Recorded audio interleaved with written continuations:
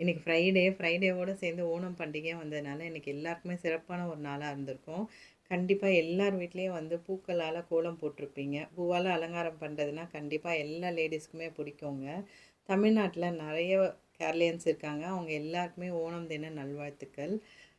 இந்த ஓணம் பண்டிகைய கேரளால 10 நாள் கொண்டாடுவாங்களாம். ஒரு நாளுமே ஒரு பூக்கள் வச்சு அலங்காரம் பண்ணி, கோலம் போட்டு அவங்க வந்து வழிபாடு பண்ணுவாங்க. 10வது நாளான இன்னைக்கு வந்து அரிசி மாவுல கோலம் போட்டுட்டு, ஓணம் விருந்து செஞ்சு வழிபாடு பண்ணுவாங்களாம். ஸோ இந்த 10 நாளுமே அவங்களோட பூ அலங்காரமாகட்டும், அவங்களோட வழிபாடுகளாகட்டும் எல்லாமே பார்க்கறதுக்கு ரொம்ப அழகா இருக்குங்க. ஸோ நான் இன்னைக்கு ஃபர்ஸ்ட் டைம் வந்து பூவால அலங்காரம் பண்ணி, நான் வந்து கோலம் போட்டு நான் இன்னைக்கு விளக்கேத்தினேன். ஃப்ரைடேங்கிறதுனால எனக்கு இன்னைக்கு ரொம்ப புடிச்சிருந்தது. என்னோட பூக்கோலம் எப்படி இருந்தது அப்படின்னு சொல்லி நீங்க எல்லாருமே கமெண்ட் பண்ணுங்க.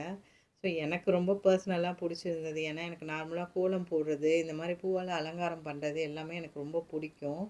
ஸோ, அதனால நான் இன்னைக்கு இது பண்ணும்போதே எனக்கு ரொம்ப ஹேப்பியா இருந்துச்சு. நான் செஞ்சத நானே வந்து சொல்ற மாரி இருக்கு. பட் யாராவது ஒருத்தர் கமெண்ட் பண்ணீங்கனாலும், எனக்கு கண்டிப்பா வந்து ஹேப்பியா இருக்கும். இந்த பூ வச்சு அலங்காரம் பண்ணி தீபம் ஏத்தும்போது அது பிரகாசமா தெரிஞ்சதுங்க. எனக்கு லைஃப்ல வந்து ஏதோ ஒண்ணு வந்து பிரகாசமா இருக்குன்ற மாரி ஒரு ஃபீலும் இருந்தது.